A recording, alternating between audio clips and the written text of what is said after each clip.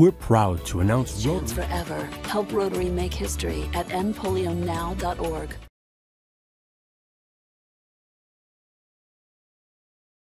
For thy many blessings. Keep us from harm. May the white cross guide us and teach us to be true to each other, ourselves, and thee. Amen.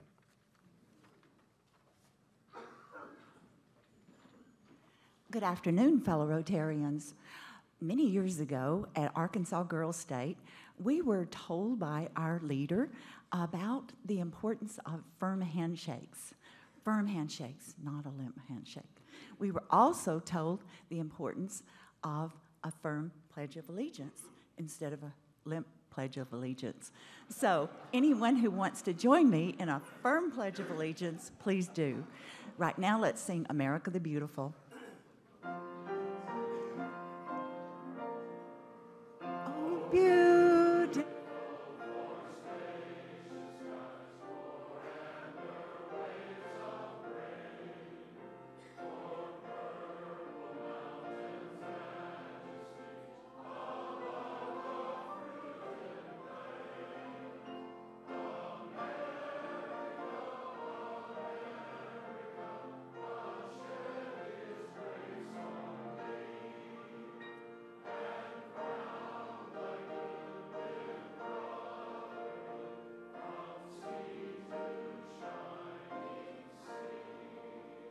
Edge.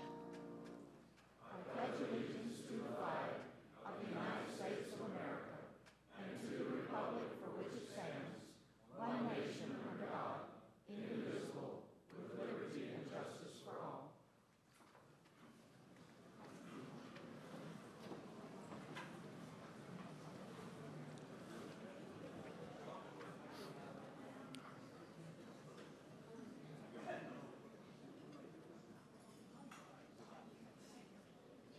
For those of you who were here when Muzon Biggs was president, Muzon, right, you always waited till everybody got quiet before you called the meeting to order. I remember that.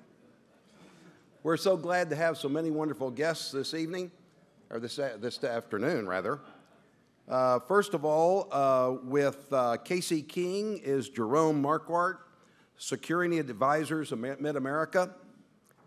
Kendra Loper is with Jane Roeater of Make-A-Wish. Bob Wyrath has Brent Wyrath. Jason Tino is with Don Wyrath.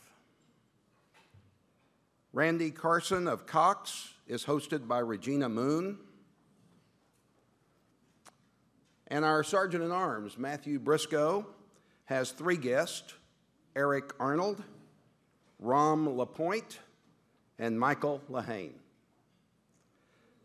Kendra Burnham of the Oklahoma Blood Institute is with Dion Smith.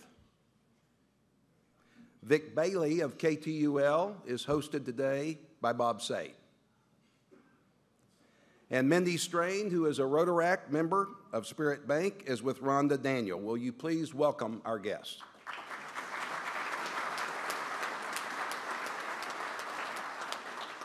And our visiting Rotarians, the driller, Mickey Moore from Bristow. From West Wichita, Paul Blissett. And from Bixby, the famous Wayne Schwanet. Welcome to all of you. Thank you for coming.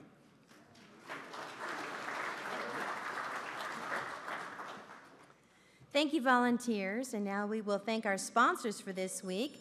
Terry Heritage with Interim Healthcare, Roger Dunham with Accent Realty, Bob Jack with Manhattan Construction, and Tim Lyons with Tulsa Teachers Credit Union. We encourage you to do business with your fellow Rotarians. And now let's take a moment and thank everyone who came early to make this meeting run smoothly. Let's give them a round of applause.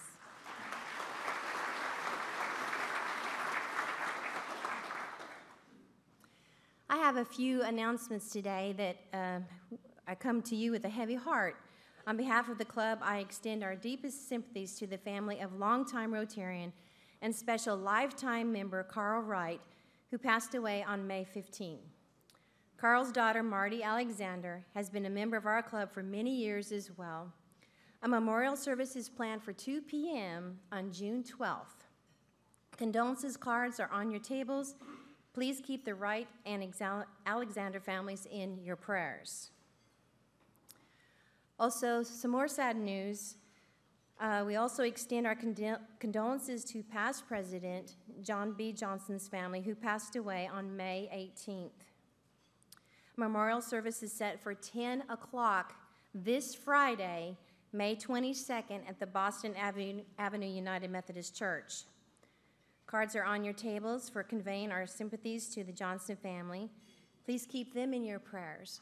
We will have an area when you come into the funeral that will be for the Rotarians, so you're welcome to sit with all the Rotarians. Word also reached us this week that another special lifetime member, Roger Myers, was hospitalized while visiting his daughter in Alabama. He continues in care there and is not expected to return back to Oklahoma. Thinking of you cards are on your tables for sending messages of encouragement and concern to Roger, so please be sure to do that.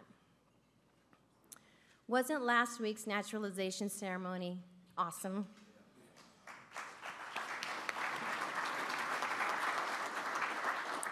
It's such a privilege to witness and just experience that very meaningful program. I want to also, because it was so limited last week, I want to express my gratitude to Claudette Rogers. Claudette, are you here? Okay, be sure to tell her. She was in charge of coordinating the fireside sessions as well as compiling all the results, and I wanted to be sure to thank her for all of her hard work, and also the folks who opened up their homes. Would you stand up if you were a fireside host? Let's give them a round of applause.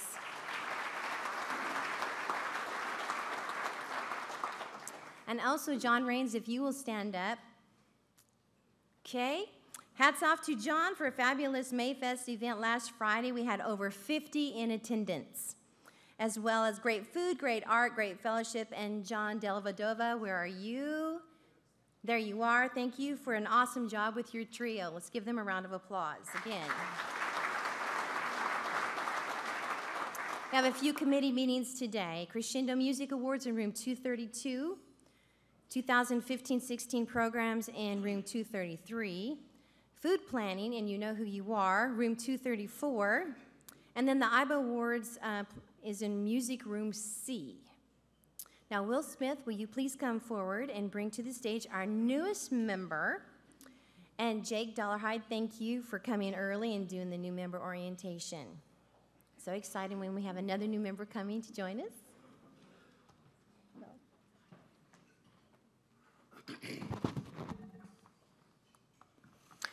Please let me introduce you to my longtime good buddy, Kip Holcomb.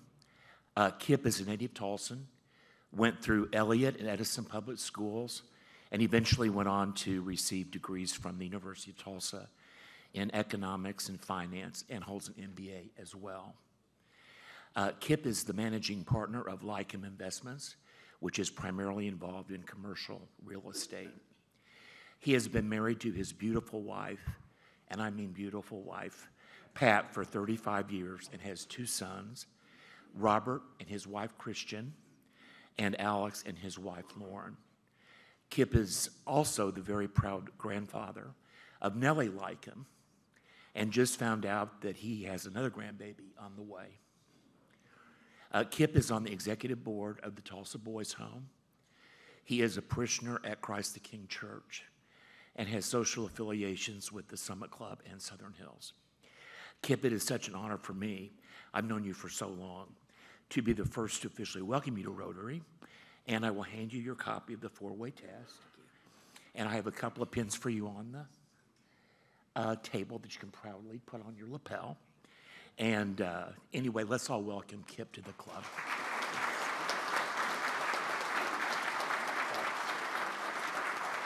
Thank you. Nice to meet you.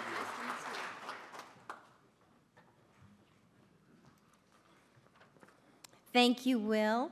It's so great to have another new member. And now it's time for Sergeant at Arms Matthew Bristow. How are we doing on our funds, Matthew? We're doing great. Actually, $47,600 as of now. Woohoo! Just 2,400 more, and we'll have hit 50, just saying. So a reminder to anyone who is not usually here, all the fines announced today and all the fines this year are for local nonprofits. They are part of our local Rotary Club of Tulsa Foundation and various great causes that we support. So leading off today, Phil Viles and Harlan Pinkerton. Harlan's with the Sand Springs Club. Many of you may have read about this story about the body that was found in the SUV in a parking lot. Turns out that the gentleman was a former Air Force veteran, and Phil and Harlan are both longtime friends, family longtime friends, and they're both Air Force veterans. They wanted to highlight the fact that when the Coffee Bunker group that supports veterans came together and were calling around funeral homes to take care of it, more funeral homes stepped up and agreed to waive all of their typical fees and expenses to provide the veteran the full ceremony that he deserved. So Elaine Moore-Jones, Joe Moore, and Lynn Moore, thank you very much.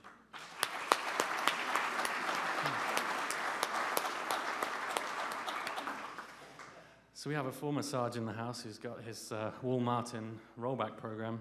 Apparently, the cost of the Sarge uniform, which I'm not supporting today, is just around $1,000, but back when Martin was born, it was around 74. So he had a birthday on May 13th, $74, 74 years. Thank you very much, Mark.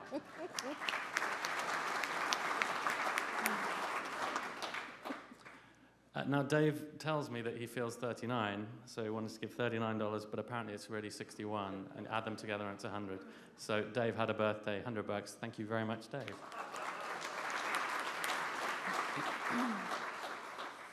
Matt Newman, one of our multiple finees this year, very grateful for all your gifts to the foundation. 21 years of marriage to Shelley, 51 birthday years, and 2 years in Rotary. A little extra rounding, he got to $100, so thank you very much, Matt.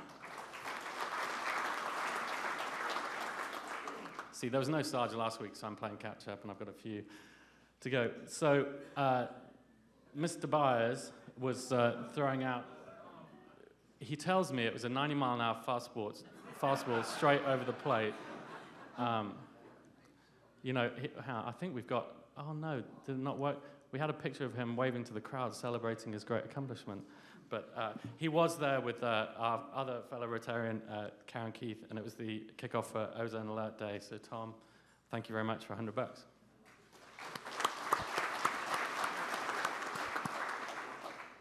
So, Michael and Dana have pretty close birthdays, and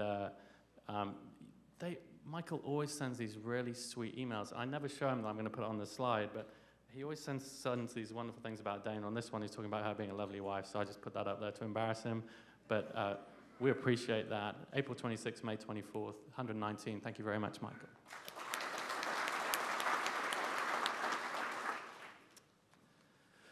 Mr. Ray Tullius had a birthday on May 23rd, or is going to have a birthday on May 23rd, and he gave $250, so I'm very thankful, and thank you very much, Ray. Joe Moran, I thought I said Joe, 27 years in Rotary. On April 27th, he's been traveling, but I think he's back here today, hopefully. Gave $270, so thank you very much, Joe. Now, I wanted to take a little moment with this one. So Annie Tomacek joined Rotary on May 21st last year, which would be tomorrow, 1 year ago.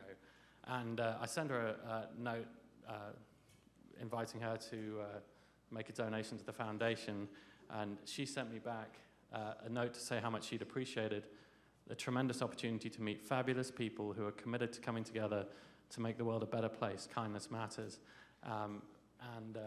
I mean, to me, it means a lot to me being part of Rotary. As some of you, I can get emotional about these things. But she gave $100 for every month that she's been in Rotary.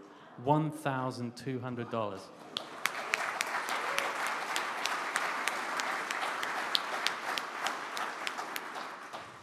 Now, I deliberately put this one at the end just in case I started crying. But Greg sent me a very kind email and saying how much it meant last week, sharing heartfelt feelings on what it means to become an American and gave $500. So thank you very much, Greg.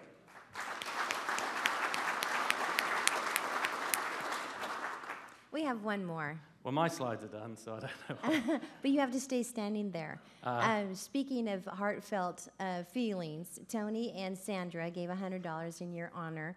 How many more people want to give money? How much more money we need to hit our goal? Now $2,300. $2,300 because of the program last week. And so thank you, Tony and Sandra, for your contribution. Thank you.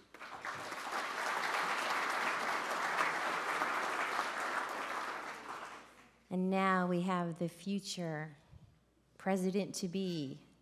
5 more weeks. Jeff Hassel. Thank you, President Rhonda. I am here once again to remind everyone of the opportunity you have to sign up for committees next year, and there are 2 ways to do it. There is the famous yellow sheet that's on your tables that those of you who were born decades ago can easily do.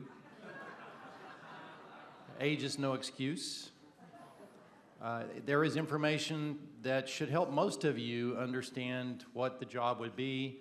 There is also information about the service director for each committee in case you have a question, and I encourage you, if you haven't already done so, to sign up.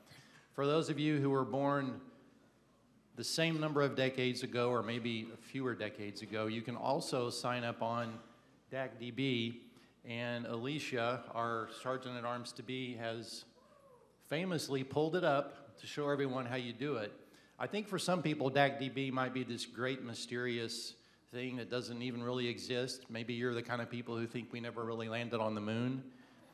But DACDB does exist, and Alicia is showing us what it looks like when you click on the My Club button, which shows you about our particular club within the district. And then she will show you under the club calendar button how you click that. There you are in the club calendar, and then you click on Register Now, and lo and behold, there is the committee sign-up sheet. So that's not too complicated. I know we did that quickly, but it can be done. It does exist. It's not fake, and I encourage you to consider that method of signing up as well. I would like to say real quickly, thank you to the people who have volunteered to serve on the board and to be committee chairs next year. Would you guys stand up for a minute? No applause necessary, but please stand up if you're serving as a committee chair or board member next year. Now, those of you who are not standing, these people standing need your help. And so I encourage you, if not, don't do it for me, do it for one of those people. Each of them could use your help in some way or another, and they would appreciate it. So you all, thank you very, very much for agreeing to serve.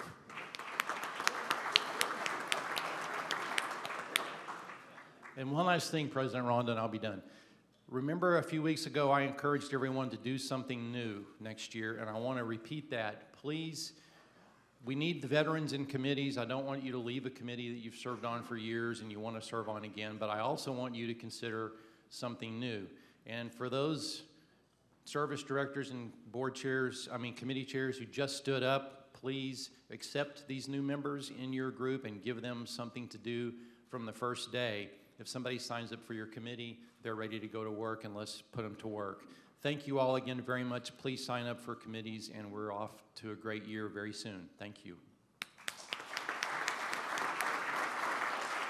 Thank you, Jeff. Now it's time to introduce the Rotarian of the Day, Tom Klinda. Tom is an attorney with Newton, O'Connor, Turner, and Ketchum. He's been a member since January 1985. He's both a Club Foundation Fellow, Paul Harris Fellow. Tom has served in a number of leadership roles within our club, including Club President 2012-2013, and most recently has become the chairman of the IBA Awards. Please welcome Rotarian of the Day, past President Tom Klinda.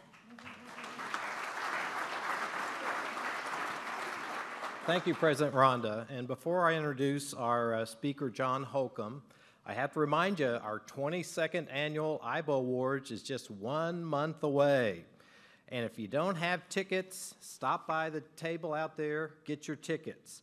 This year we have another stellar lineup, and we need to give you a quick update about our female honoree, Melissa Arnott. As you know, last month she was attempting to climb Mount Everest for a record 6th time when the big earthquake hit Nepal, which caused the avalanche on Mount Everest. Thankfully, Melissa and her team of 3 other climbers were safe. They immediately helped those injured near the base camp on Mount Everest, and she's been helping ever since then. She's been back at her home in Idaho the last 2 weeks raising money for her foundation, the Juniper Fund, which will go to help those injured in Nepal. She's going to go back to Nepal before she's here in a month to speak to us. So you have to come and hear her story. Another great story is our male honoree, Bixby High School, KU grad, Denver Broncos cornerback Chris Harris. He was not recruited by OU or OSU, was not drafted, and last season was All-Pro, the highest rated cornerback, and signed a $42 million contract extension with the Denver Broncos.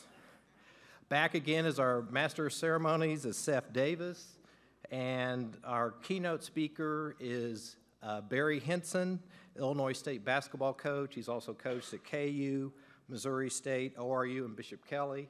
He is a fireball. He will have your hair standing. He's very inspirational. You got to come and hear him. This is our annual fundraiser, so get your tickets, be there. Our speaker today is a longtime friend and contributor to our IBO Awards, KOTV Channel 6 Sports Director John Holcomb.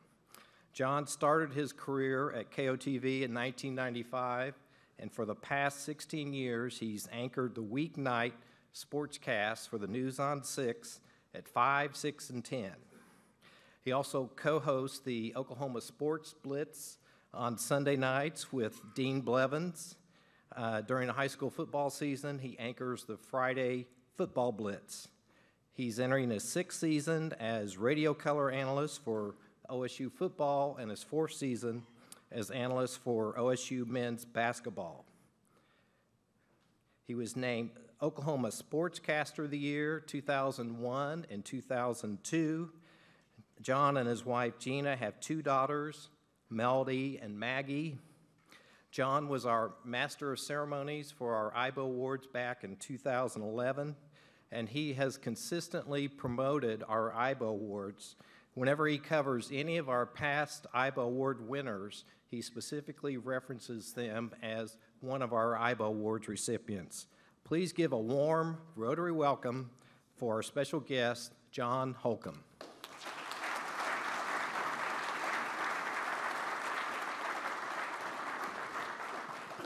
Thank you, Tom, and it's great to be here with you again. I see so many familiar faces. Many of you I've seen, obviously, at the IBO Awards. Some of you I've worked for in the past and have great appreciation, Regina specifically back there. I've worked alongside many of you, Randy, who's Regina's guest today, and there are others here too. And I appreciate the support that you all have in helping grow what has become a nationally significant award ceremony, and we're thrilled to be a part of it. I would, before we get to this video quickly, I've got the picture of Tom throwing out the first pitch brought me to a release point tip. If you're ever, because we have some celebrities who are throwing out first pitches at the Big 12 baseball tournament at One Oak Field today, and we're going to show some of them. So count your blessings if you weren't sure about your ability to do that and you weren't asked. So hopefully it'll all look good. But the release point, and Tom, I'm not sure where, maybe it was the angle of the photo. That looked like about a 15th row behind the backstop type of landing area. But it's tricky because the few times that I've been asked to do that, I remember the first time I did it at a Drillers game, you want to be cool because you're not in a uniform. You know, you're not a professional pitcher. So you don't want to act like you are because then you get kind of mocked for trying to do it too seriously. But the problem is if you've played any sports at all, by the time you get into the motion, then these instincts kick in and you're like, well, I'm not going to lob it and I'm not going to bounce it. So that's where the release point comes in. And really what the key to the release point is getting your stride down correctly.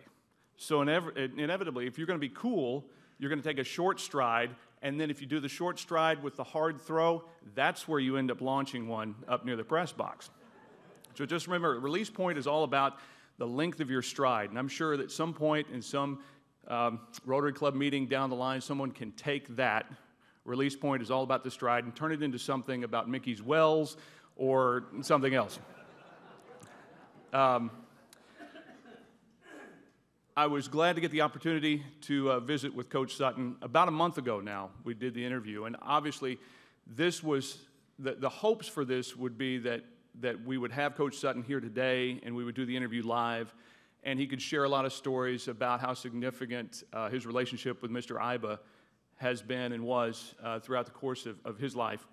Unfortunately, Coach Sutton, as many of you know, fell about a month or two ago, injured his shoulder, had shoulder surgery, and has been rehabbing from that. So we taped the interview, we recorded the interview at his home about a month ago, and we wanted to talk to him specifically about what made Mr. Iba so special. In other words, laying the groundwork for what we come to celebrate every year with the Iba Awards, and that's where the interview started.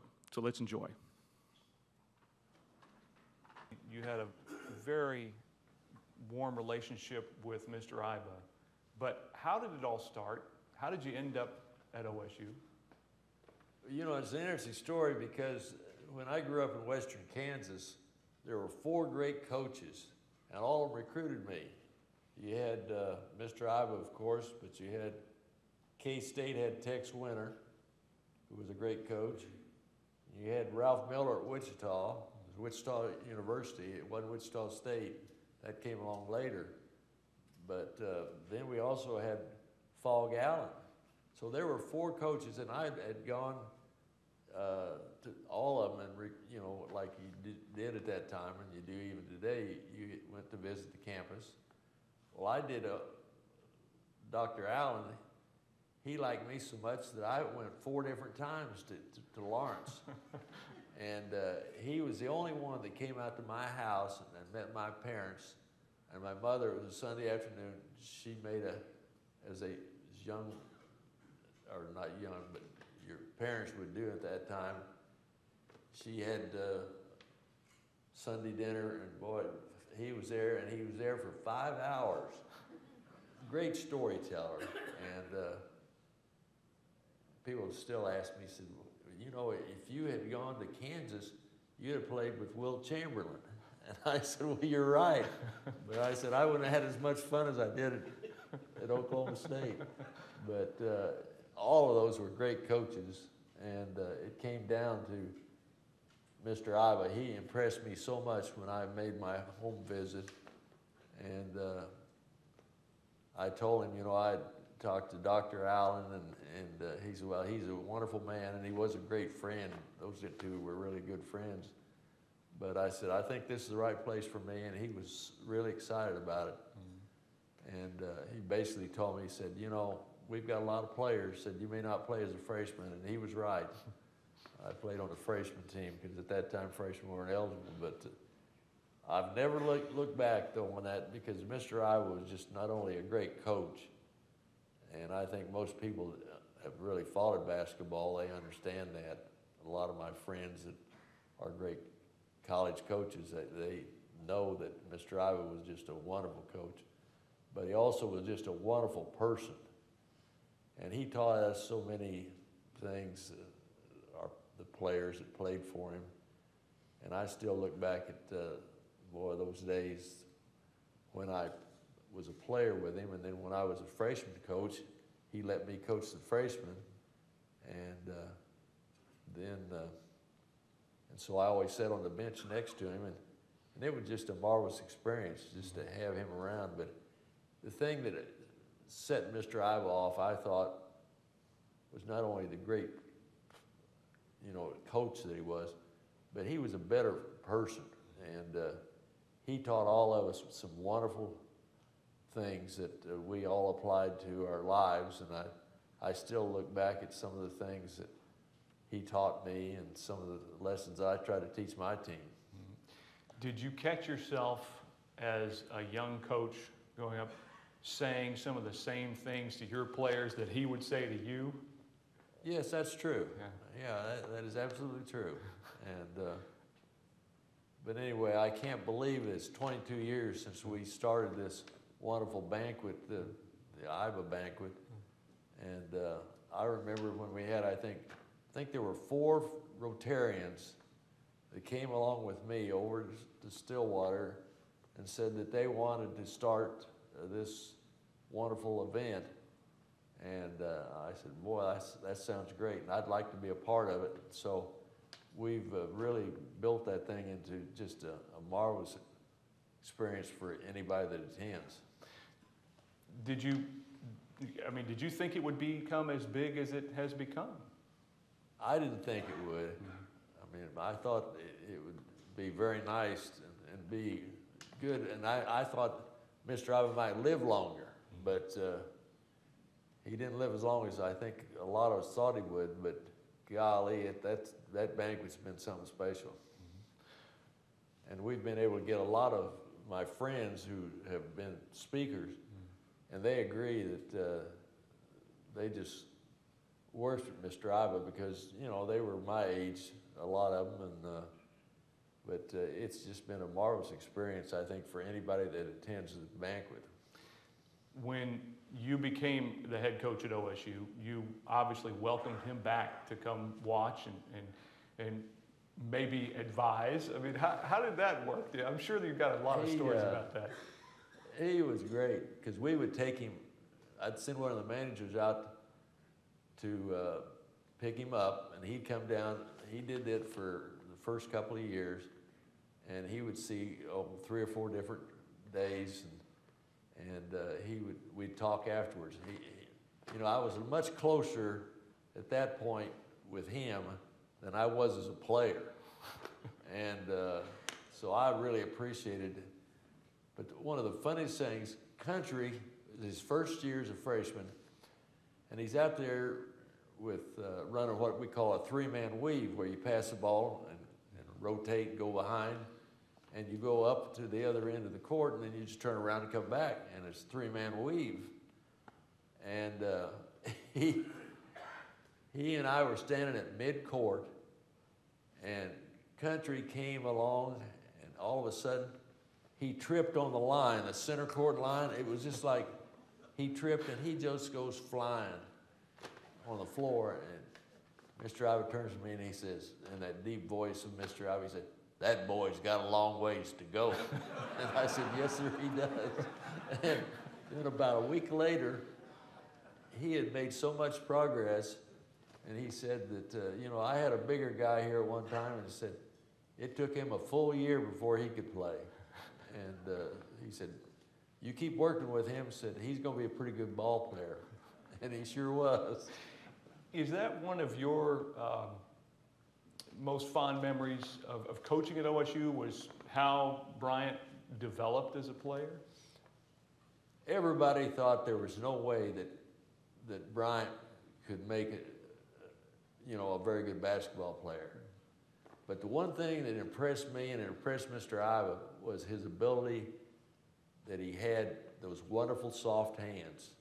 I mean, he never fumbled the ball. If you passed the ball to him, he was going to catch the ball, and when he caught it, he was going to score if he was anywhere close to the basket. But it was certainly a miracle. That's what I call him, a miracle player. Because there was no one thought that he would ever be a very good college basketball player. You got to reconnect with Bryant and a lot of those players not very long ago with the reunion of the 20th anniversary. How special was that? It was very special. You know, I hadn't seen some of those players since the time we played out in Seattle. And they came along, and they were so thrilled to be able to be back home. Some of those kids, they'd never seen Gallagher Iba Arena, you know, as it was built, and they just marveled at you know what it looked like, and so it was great getting to see them, because I hadn't seen a 3 of them since they had played out in the West Coast. That team obviously very special to you. And you had another Final Four team in '04 with, well, Tony Allen and Ivan and those guys too. It would be easy, I know, to say that maybe those are your two favorite teams from your time at OSU, but it might not also be fair to say that, because that would assume that the other teams weren't special. No, I think every team that a coach ever puts together, they're special. And you have to look back and, you know, even if they don't go to the Final Four, that doesn't mean, and that, you know, I thought there were a couple teams that we had that were every bit as good as any of the Final Four teams, but for some reason, we just didn't make a lucky bounce, or we didn't get the referee to make a friendly call, and so we never made it to the Final Four. There's, I won't take you down the referee road because I know that could take us a while, but in terms of being able to come back and raise the program at OSU to national prominence the way that you did, is that something you look back on? That is one of the most special things. When I look back, Patsy and I talked about this. I said, you know, we've been so blessed in having some wonderful teams, not only at Oklahoma State, but at other schools too. But I said, I think the Oklahoma State situation was special because when I got back, Mr. Ivey said, boy, I can't begin to tell you how happy I am that one of my boys is back coaching the team. Mm-hmm. He told me that 2 or 3 times, and I said, well, I just appreciate it that I could give something back to Oklahoma State for what they gave me. I said, I never could have gotten a degree if it hadn't been for Oklahoma State.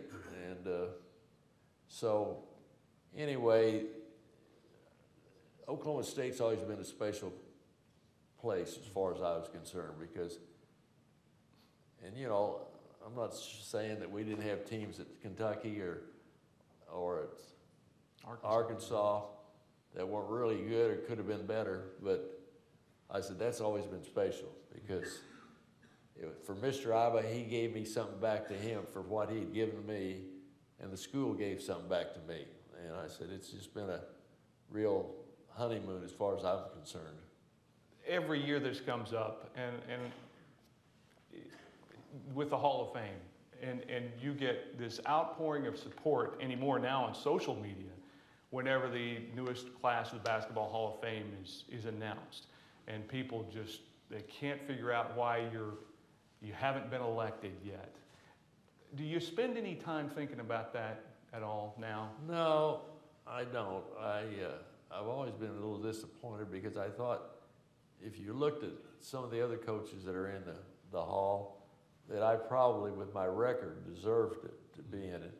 But for some reason, in other words, you can get nominated, but then there's 24 people that vote you in or out, and 18 of them have to be voted yes. In other words, 75% of them have to be voted in. Well, John was voted in this year, which really pleased me, and when I talked to him yesterday, I congratulated him, and he said, well, just don't ever forget this. He said, as long as I'm alive, and he said, we're going to find some other guys that I feel that you ought to be in the hall. So anyway, I said, well, that would be nice, but I said, I've already had a great life, and I've had some wonderful teams. I said, we'll just forget about it. I said, if I get in someday, that'll be great, but if I don't worry about it. Last thing I can think of is, I know you still are a fan of the game. You still like to watch the game. There have been some changes suggested to help college basketball. But what do you think of the game as it stands right now? Does it need fixing, or? I don't know. I talk to other coaches all the time. I'm sure that there's some things that they could trim up a little and help, but I said, I don't know. It's a great game. And I said, sometimes you can do something and screw it up by passing rules that maybe weren't meant to be. But it is a different game, though. But it's still the best game there is, in my opinion. You know, we could talk for 3 days, and you probably wouldn't tell me everything interesting that you have to tell me. Yeah, it's easy to talk about Mr. Iowa, you know, the things that I forget some of those things that he was always just such a wonderful man. I mean, he loved those players. I think I never heard him say a harsh word to one of my teammates. And there were some of them that needed to be harsh words thrown at him once in a while. He never did. I've never heard him say any bad things about any of his players. But was he known as a disciplinarian? Oh, very much, yeah. And he'd jump on you pretty hard too. I mean, he was tough. What did he make you do?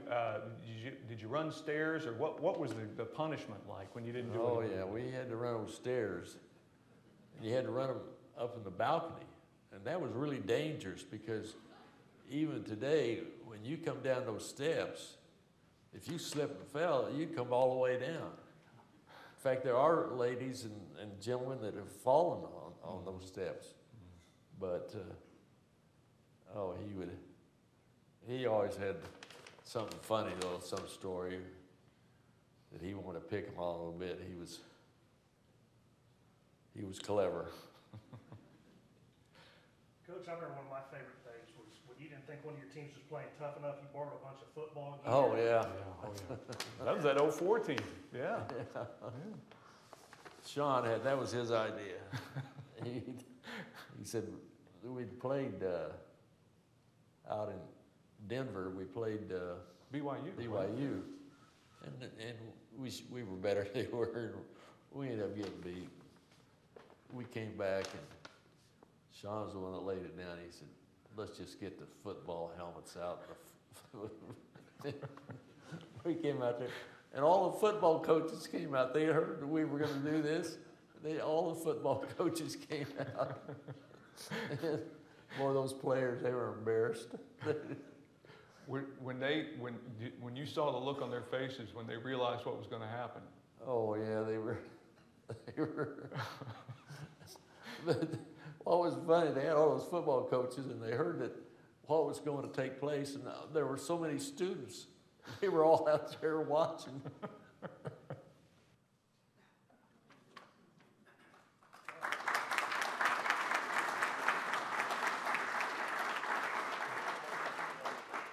Just for your reference point, John in there was John Calipari, who'd just been elected to this class of the Naismith Basketball Hall of Fame. The interview went longer, if you can believe that. And one of the follow-ups to the shoulder pad story was that, and this surprised me, but that it was actually Tony Allen, who's the terrific all-defensive team NBA performer for the Memphis Grizzlies. Tony Allen actually was the first player to come over, as the story was told to me, the first player to come over and complain that it was getting too hot in the helmet and the shoulder pads.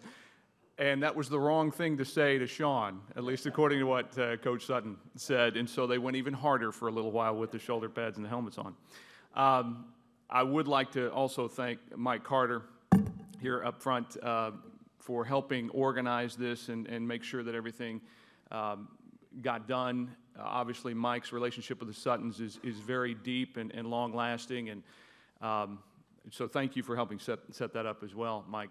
Now, I'm told, since we have just a couple of minutes, and I'm trying to stall, this is my version of a sports filibuster, but I was told that there would be a Q&A time where you could ask me anything about sports that you wanted. So if anyone, you have about 2.5 minutes, so if anybody has any burning questions that you want to either try to trap me on or you're just curious about, then I'll be happy to tap dance around them.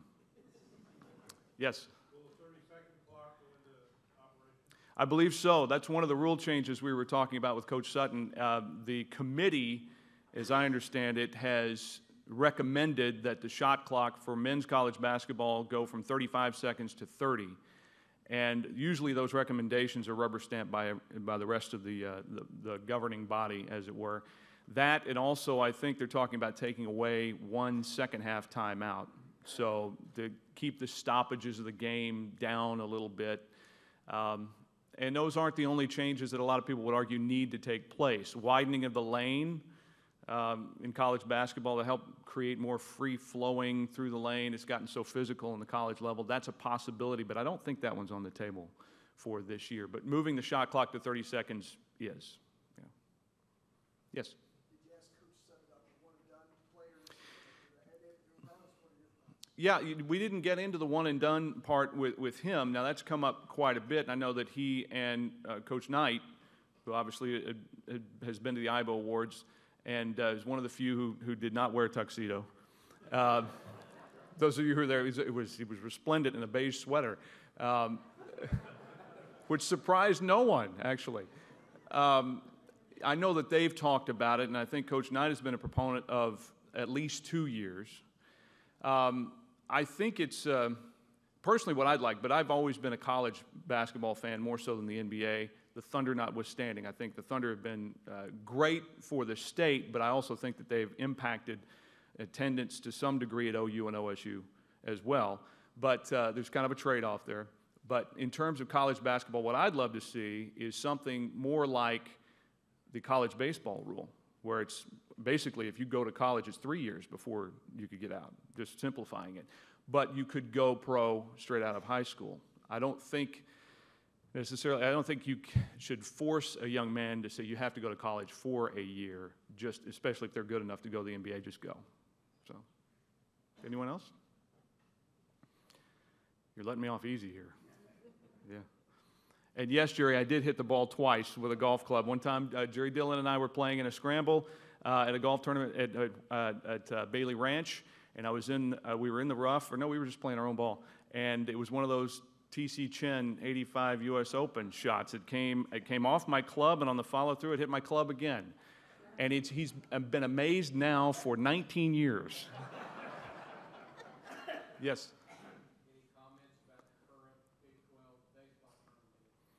Glad they got to play this morning. That's where we always joke about this, and I'm joking when I say this, so please no one take it out of context, that it's hard to trust a meteorologist with a mustache. You hear that more from sports guys because we got nowhere to go. They shrunk our time over the years. When I worked for Regina, I felt like 6 minutes, and I just want to thank you for that. And now we're down to 3 minutes with a commercial break in the middle, and we're at the end of the show, and if the mustachioed one decides he's going to talk about a rain cloud hanging out over Ponca City, no impact on us, then I got to kill something, because that's just the way it goes. No, listen, I am thrilled that, thank goodness my time is up. I'm thrilled that we got the tournament here. And I think to be able to showcase such a beautiful venue as One Oak Field, the teams, as they went through practices yesterday, very impressed with the surroundings and the layout and everything. I just hope that the forecast continues to be dead wrong. And with that, I guess I'll say thank you very much for having me today.